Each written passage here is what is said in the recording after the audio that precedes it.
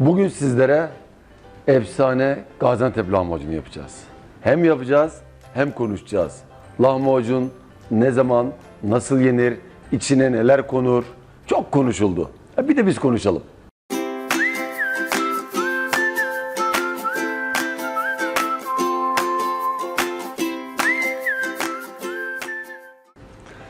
Evet, efsane Gaziantep lahmacunu yapmak için tabii ki önce bir un lazım. Sonra su lazım yanımıza. Daha sonra orta yağlı kıyma, maydanoz, domates, taze sarımsak veya kuru, dolma biber ve kırmızı biber. Bunlar varsa hemen lahmacunu hem yapıp hem konuşalım. Evet, önce hemen hamurumuzu yoğuralım. Hamurumuz, böyle hamur yoğurmak çok zor falan diye düşünürsünüz ama çok kolaydır hamur yoğurmak. Evde un varsa, su varsa tamamdır. Biz bunda mayasız da yoğuracağız. Lahmacun yapacağımız için maya koymadan da hemen yapabiliriz. Unumuz burada. Şöyle hatta biraz daha da ayıralım. Lazım olacak biraz sonra açarken. Öyle yarım kilo. Şöyle bakalım biraz daha ayıralım. Tamam. Şöyle ortasını biraz açalım kıymamızın, unumuzun. Şöyle yapalım. Şöyle birazcık suyumuzu koyuyoruz. Sonra karıştırmaya başlıyoruz. Biraz da tuz koyacağız. Tuzu unutuyoruz hep. 2 çay kaşığı tuz. Hamurumuzu hazırladık. Evet. Hemen suyla unumuzu karıştırdık. Hamurumuz gördüğünüz gibi hazır. Hemen bunu koyalım. Bu dinlensin. Hamurumuz dinlenirken biz lahmacunumuzun kıymasını hazırlamaya başlayalım içine. Evet. Hamurumuzu yoğurduk. Hamurumuz dinleniyor. Biz ne yapıyoruz? Hemen lahmacunumuzun kıymasını hazırlıyoruz. Yani lahmacun içini hazırlıyoruz. Kasaptan aldığımız, marketten aldığımız kıymamızı koyuyoruz. Yağsız olmayacak. Orta yağlı kıymamızı hemen kabın içine koyuyoruz. Bunun için ne gerekli? Maydanoz. Bakın, 250 gram etimiz var. İnanın 700 gram burada sebze koyacağız bunun içine. Yani Gaziantep lahmacunun ne kadar sağlıklı, ne kadar güzel, ne kadar besleyici olduğunu anlatmak için söylüyorum size bunları. Gördüğünüz gibi 2 demet maydanoz. Maydanozları alacağız. Elimize keskin bir bıçak alalım. Burada bunları çok küçük doğrayacağız. Tabi bunlar Gaziantep'te zırhla doğranırdı. Daha sonra makineler aldı yerine. Ama bıçağın bu sesini duymamız lazım. Bunu biraz da eti ve sebzeyi bununla çekerdik. Bunun adı zırh. Eskiden makine falan yoktu. Bunu böyle kullanırdık. Bütün biz çıraklığımız bu bıçakla geçti. Eti bunda çekerdik, sebzeyi bunda çekerdik. Hatta bunun ikilisi üçlüsü çıktığında çok sevindik. Ve bunun en sonunda makinası çıktı. Sevgili dostum Faruk Şahveli Gaziantep'te bunu yaptı. Bizi ne sevindirdi o zaman.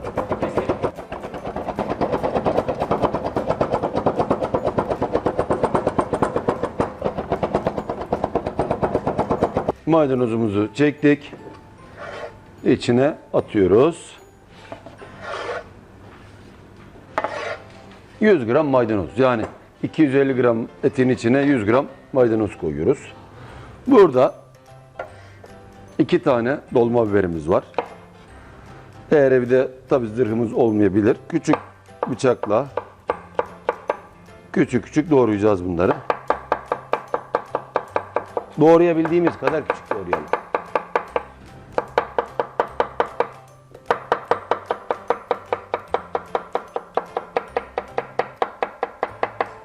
Evet. Bir tane de kırmızı biber. Varsa yani kırmızı biberiniz varsa doğrayın. Eğer mevsim itibariyle bulamazsanız koymayabilirsiniz. Doğruyoruz.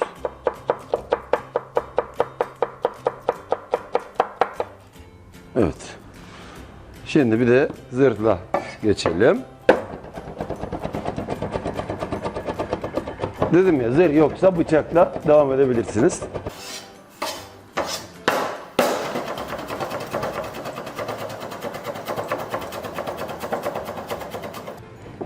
Biberini de koyuyoruz.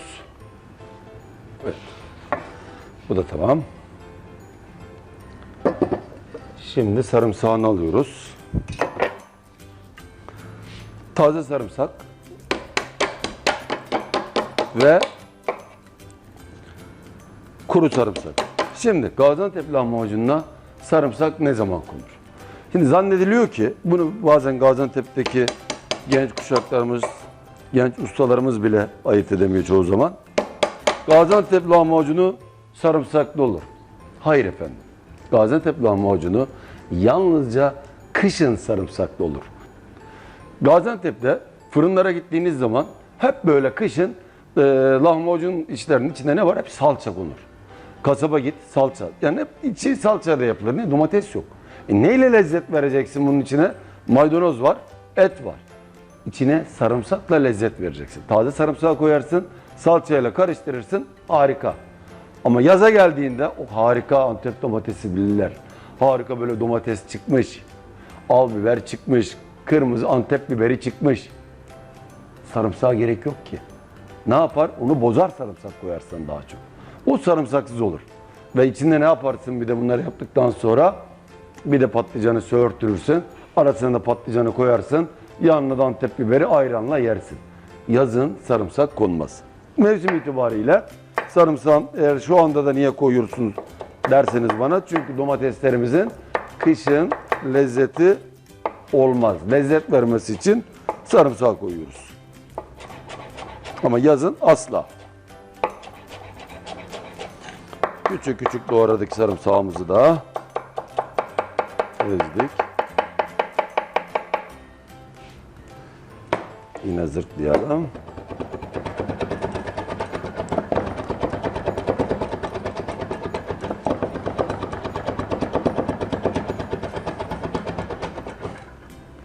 Evet. 5-10 gram sarımsağı koyduk. Bu hatta biraz fazla ayıracağım. Biraz ayıralım. Fazla olmasın. Evet. 400 gram da domates koyuyoruz.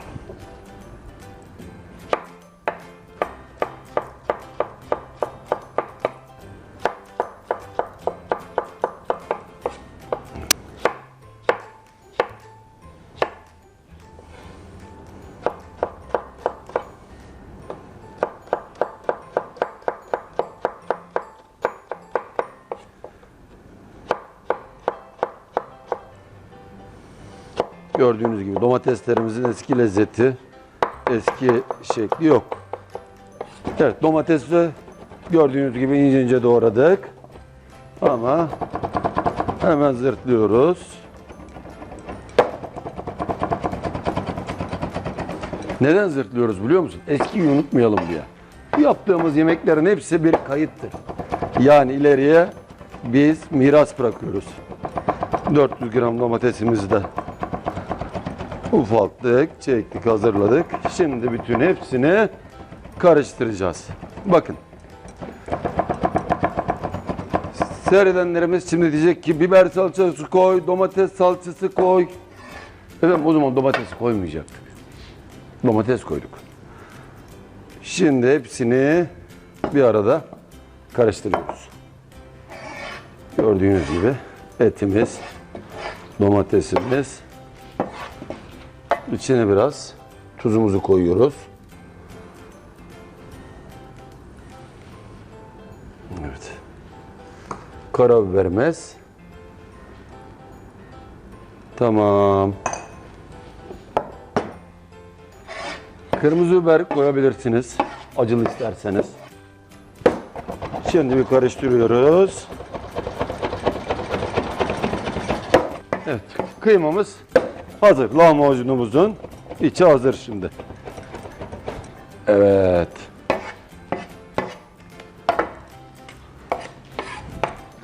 Şimdi bütün bu işlemleri küçük bir bıçakla da yapabilirsiniz. Evde nihayetinde 2-3 kişi olacaksınız. Böyle yaptıklarınızı bununla rahatlıkla yapabilirsiniz. Bunu göstermemizdeki amacımız geçmişi unutturmamak için. Evde yapıyoruz yani nihayetinde. Onun için yavaş yavaş yaparız. Evet, şimdi burayı topluyoruz. Hamurumuzu da açıyoruz. Evdeki fırından lahmacun nasıl yapacağız? Biraz sonra göreceğiz. Evet, kıymamızı hazırladık. Hamurumuzu daha önceden yoğurmuştuk. Hazır. Hemen şimdi merdanemizi de aldık. Mutfak tezgahımızın üzerine unu da koyduk. Küçük küçük hemen kesmeye başladık şöyle. Hamurlarımızı yuvarlayalım. İster böyle yapalım. Kendimizi nasıl kolayımıza geliyorsa ister böyle böyle yapalım. Yani evde siz nasıl istiyorsanız o şekilde küçük küçük hamurları bir ceviz büyüklüğünde şey yapabilirsiniz böyle. Şimdi bunları merdanenin yardımıyla küçük küçük açacağız. Gördüğünüz gibi. Biz orta boy lahmacun yapacağız. Büyük lahmacunu evde siz çeviremezsiniz. Normal boyutlarda. Fındık da çok küçük olur. Böyle orta boy çevirebildiğiniz, kaldırabildiğiniz şekilde. Boyutu önemli çünkü.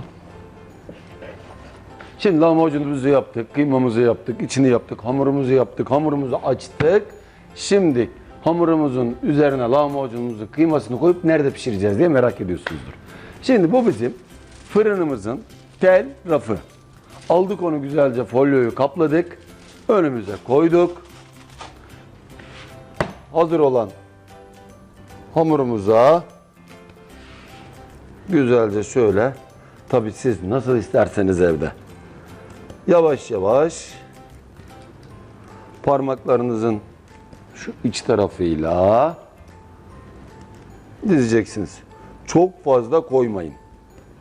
Neden? Pişmekte zorluk çeker. Bakın bu yeterli. Hop.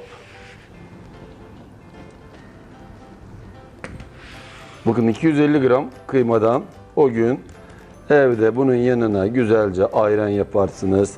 Biraz sonra piştikten sonra yanında neler yiyeceğiz, nasıl yiyeceğiz onu da göreceğiz.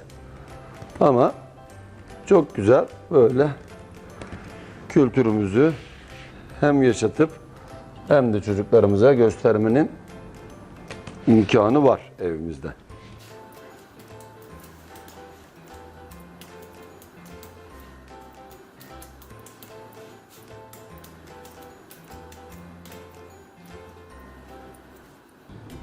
Evet, lahmacunlarımızı dizdik. Fırınımızın tepsisine folyoyu koyduk. Gördüğünüz gibi şimdi 250 derece fırınımıza atacağız. Pişireceğiz. Bunu çıkaracağız. 4 tane daha atacağız. Büyüklüğünü kendinize evde ayarlayın. Bir tane de komple yapabilirsiniz. Daha küçük yapabilirsiniz. Daha büyük yapabilirsiniz. Ama benim bu boyutta yapmamın sebebi siz evde rahat yapabilirsiniz diye. Hemen atalım fırına. Hoppa. Evet, son parti lahmacunlarımızı da fırından alıp ondan sonra neyi, nasıl yiyeceğimize hep beraber bakacağız. Şimdi lahmacunlarımızı pişirdik. Baştan sona bütün şöyle bir toparlayacak olursak Antep lahmacunu efsane evde nasıl yapılır gördük. Restoranlarda da farklı değil ama yani şimdi böyle sesinizi duyar gibi oluyorum. Ya bunun içinde biber salçası niye yok? Domates salçası niye yok? Onu anlattım. Yazın domatesin lezzeti olmadığı için bunları koyardık. Yine de koyabilirsiniz. Birazcık domates, birazcık biber salçası arzuya ve isteğe bağlı koyabilirsiniz. Ben şahsım koymuyorum. Çünkü domatesler lezzetsiz olduğu zaman koyuyorum. Hele yazın asla. Kışın salça, biber götürür ama yazın asla. Şimdi mevsim itibariyle bakacaksak eğer mevsim yaz ise ne yapıyoruz? Lahmacunumuzu alıyoruz. Közlemiş olduğumuz patlıcanı içine koyuyoruz. Közlüyoruz. Güzelce bıçakla doğruyoruz. ve koyuyoruz. İçine birazcık karabiber, tuz, hazır. Başka hiçbir şeye gerek yok. Hemen dürümünü yapıyoruz.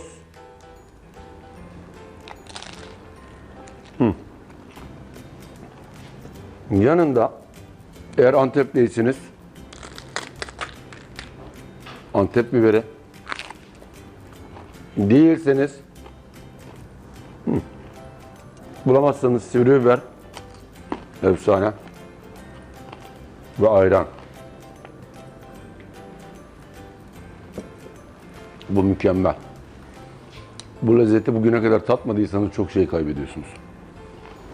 Mevsim kış. Ne yapıyoruz? Yine lahmacunumuzu alıyoruz. Arzuya ve isteğe bağlı. Maydanoz koyuyoruz içine. Kırmızı pul biber. Acıyı seviyorsak atabilirsiniz. Limon sıkabilirsiniz. Bu bir. Dürüyoruz.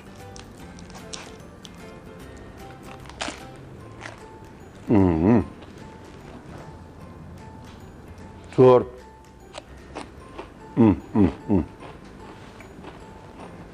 Ayran her zaman.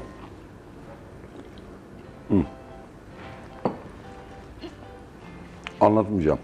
Deneyin. Daha başka tabii. Sumakla soğan.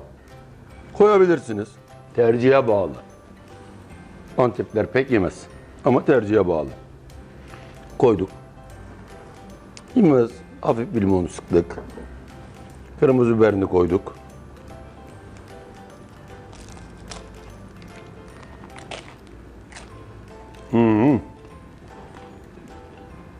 Yıkılıyor. Çok güzel. Ayran her zaman. Turbu da hepsinin yanında yiyebilirsiniz. Patlıcanlı hariç, yaz hariç. Kışın hepsinin yanında yiyebilirsiniz. Ben hiçbir şey yapmayacağım. Peki kırmızı biberi koy. Yalnız limonu koy. Sık. Hiçbir şey koyma içine. Katla.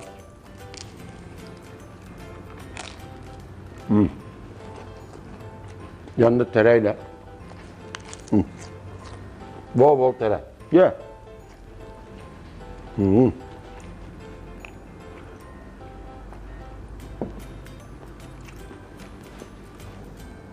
Ben domates de seviyorum. Koy. Tuzunu at. Karabiberini koy. Kırmızı biberini koy.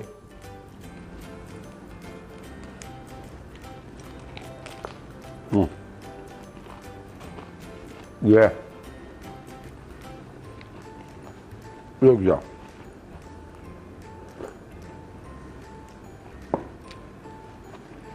Bakın. Soğanı koy, domatesle karıştır, maydanozu koy, maydanozla karıştır. Ama en ideali bunun yazın patlıcanlı tek geçirim. Kışın da içine maydanozu isterseniz ve bol limonlu turpla beraber rahatlıkla yiyebilirsiniz. Hadi şimdiden hepinize afiyet olsun. Mutlaka bu hafta sonu bunu deneyin.